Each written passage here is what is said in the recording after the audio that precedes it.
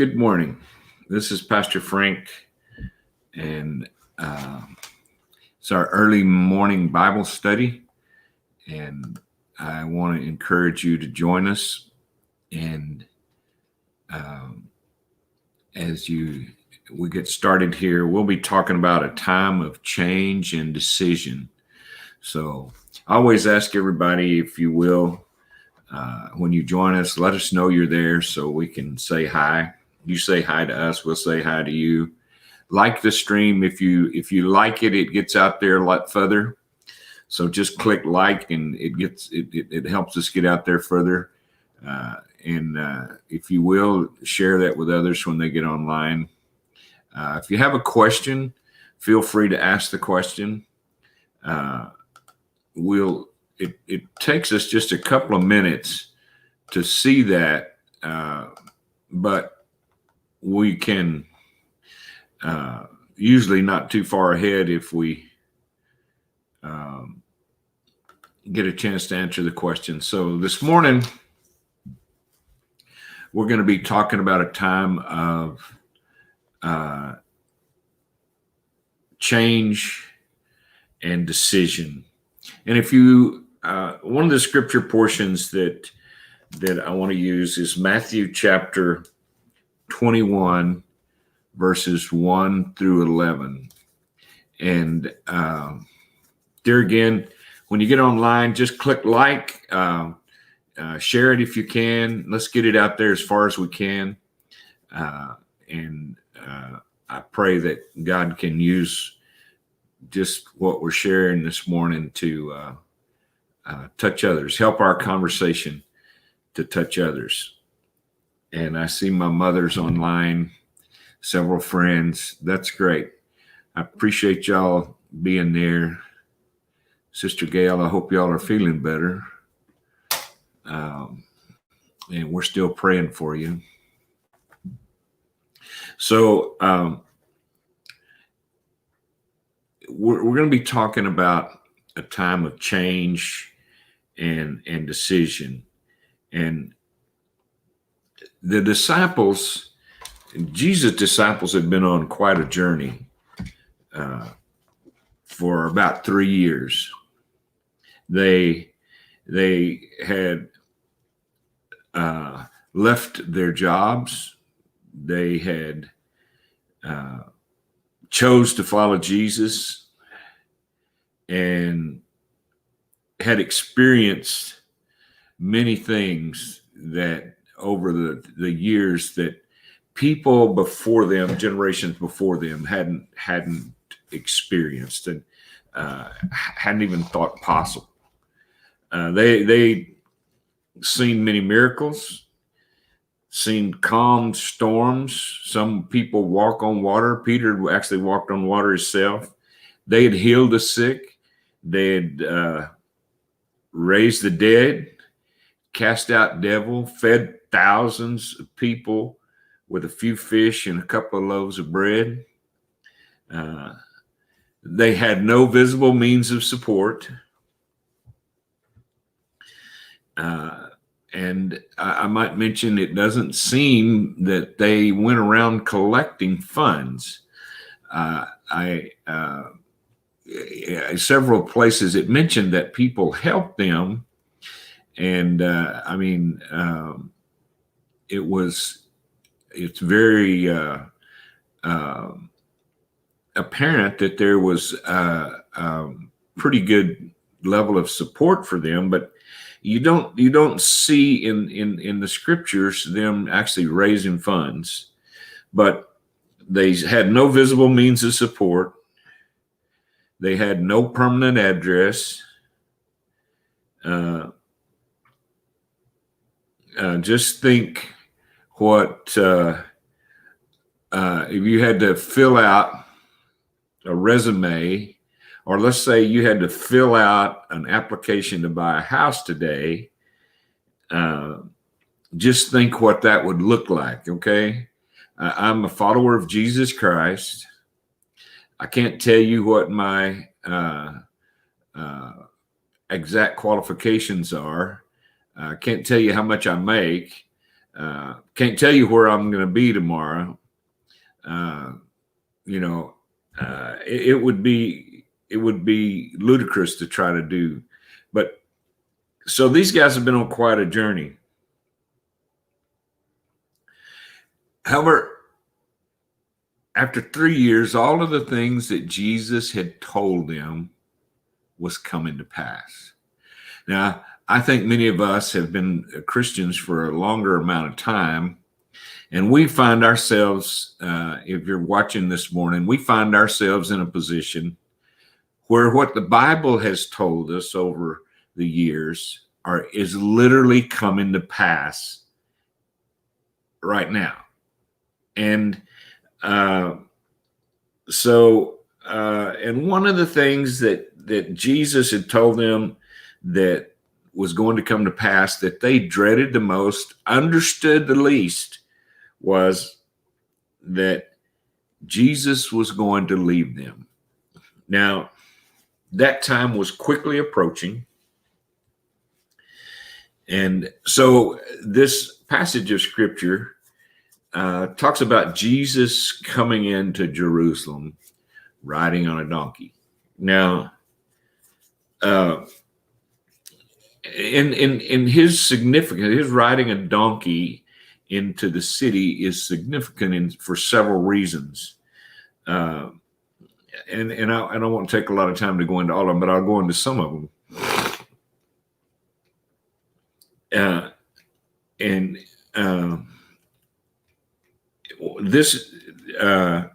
If Jesus was riding into Jerusalem as a conquering king, he would have ridden in on a war horse. But Jesus still continued to reject the mantle of a warrior king. He came riding on a donkey, and that was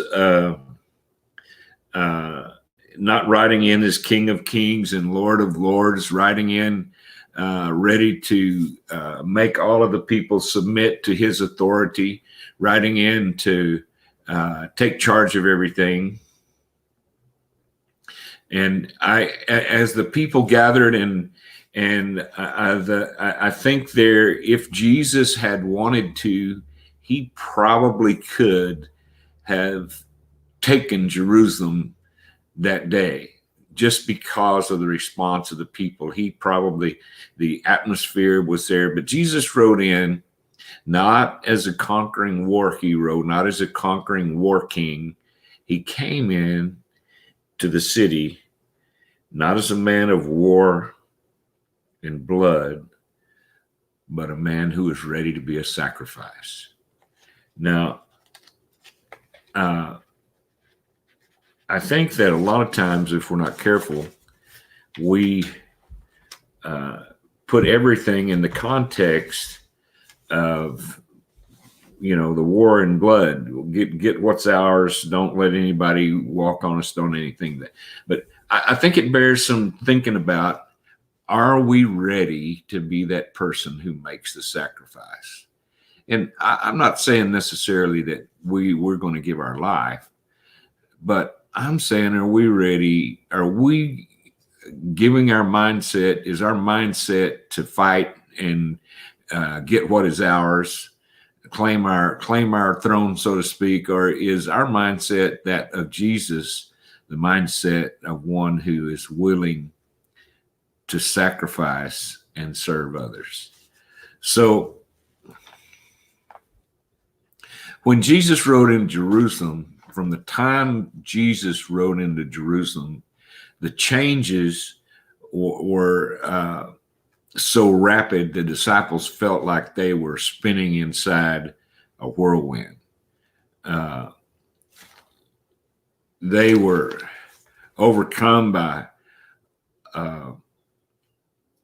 all the things happening. The Jewish leaders could see their livelihood being challenged on every side. Their belief system everything that they had taught for thousands of years and believed for thousands of years was being challenged.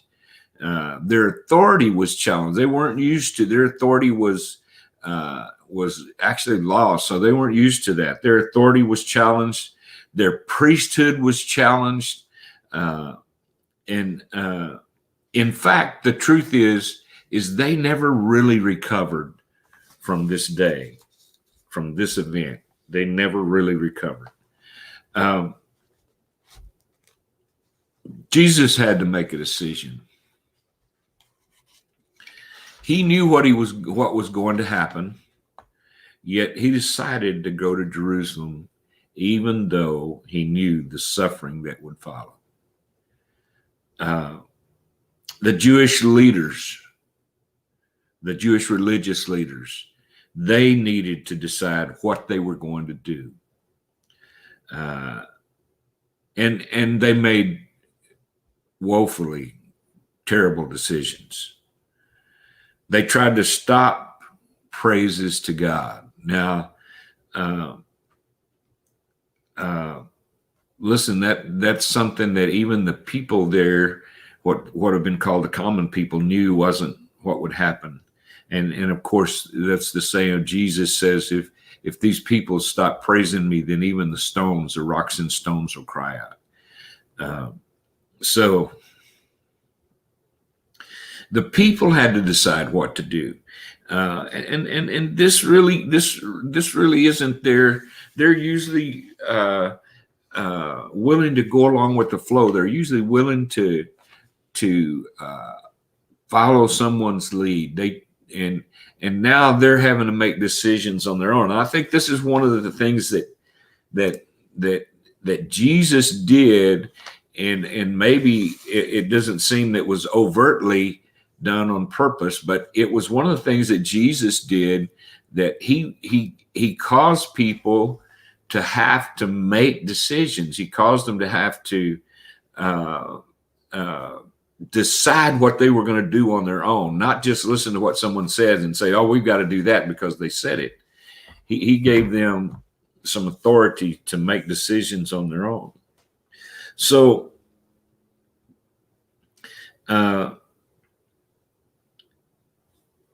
they saw a man riding into the city on a donkey, and they knew by tradition that this man was a king.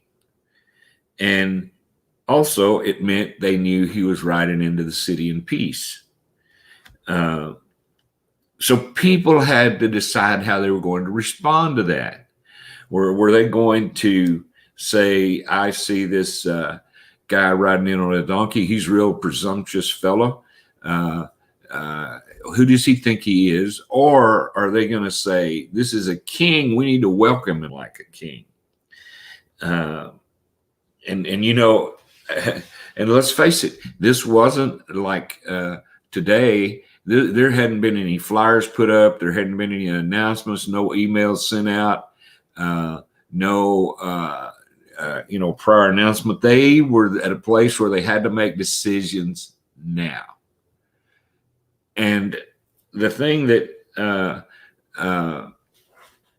they had to make that decision right there and then. Now, I'm not a person that likes to make decisions right now. Over the years, I've had to. And in my career, I had to make decisions. I had to make decisions on the spot. Thank God most of them were reasonable.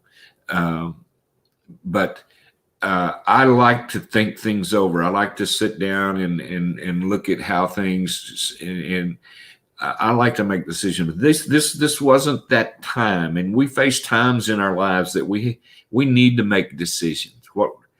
Sometimes the rest of our life hinges on what we do in just a few minutes' time. So these people decided that Jesus was a king, and as a king, they were going to treat him as such. So they decided he was king, not only just king riding into, but they decided that he was king of their lives.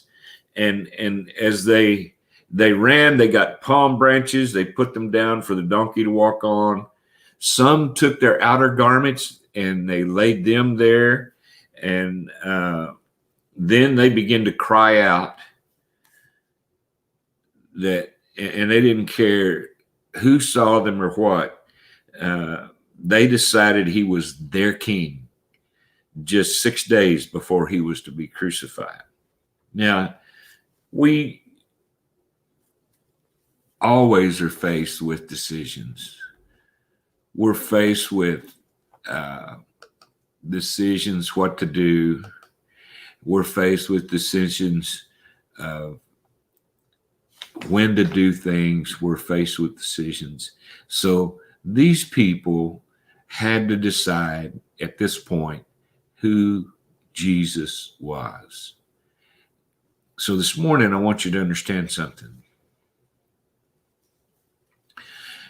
In time past, once I made up my mind, I felt better about having to make a decision. Sometimes I struggle with a decision for a long time, but once I made up my mind, I felt better about it. I'm not telling you I always made the right decision, but I will tell you that my decision to follow Jesus Christ was not only the most important decision in my life, it was the one that has most significantly changed my life. And I've been following the Lord for many years now, and it started one day when I had to make a decision. And I want you to understand, you may be there today, and you may be facing a time of decision. You may be facing a time when you need to make a decision. You might not need to make it this morning. Probably be best if you did, so you could enjoy the rest of the day. But sometimes we're faced with decisions that we have to make, or the opportunity quickly goes away. So what I want to share with you this morning, these people, as Jesus rode into Jerusalem, made a decision. Jesus made a decision before he rode into to Jerusalem. Jesus made a decision. Jesus made a decision many, many, many years before that he was going to be our sacrifice. The disciples made a decision to follow Jesus. Actually, some of them, Jesus walked up and said, follow me. And they left right then. You know, you think about the consequences of that. You think about, but the point is what we need to do is be ready to make the decision. And this morning, I'm going to tell you this. Don't wait to make the decision who Jesus is. He is King of Kings, Lord of Lords. He is coming back for us. All of the things that are happening in this world at this point to what was said about the second coming of Jesus, of Jesus coming back for us, the rapture of the church. All of the signs are there before us. And so I would encourage everyone, make your decision to follow Jesus and stick with it. No turning back. Keep looking forward. Listen, once you make the decision to go forward, it doesn't make any difference what's going on around you. You know that you're going to continue to do good because Jesus is with you. And I'm going to tell you, sometimes decisions are hard. Just because they're hard don't mean they don't have to be made. Sometimes they're not as hard. Actually, following Jesus, once I got to the decision-making part, wasn't that hard of a decision to make. It just didn't. And I think the people here, as he rode into Jerusalem that day, as they had to decide, was this guy just some joker coming in, acting like a king, or was he really a king? But I've always wondered what it would have been like there to be there that day and see thousands of people lining the walkway, throwing palm branches, putting their outer garments down to let a donkey walk on them. Because that shows they were all in. He was the king of their lives. So this morning, I pray just like mine, Jesus is the king of my life. I pray Jesus is the king of your life. And I pray that as you make that decision for Jesus, you remember, once you decide, there's no turning back. God bless you this morning. I pray that the Lord would just continue to keep you. Don't be so upset about all the stuff that's going on. Jesus has this all under control. He's had it under control from day one. He's going to keep it under control, and just enjoy being who you are, where you are, and enjoy the rest of your day. God bless you, and I pray that you have a blessed day.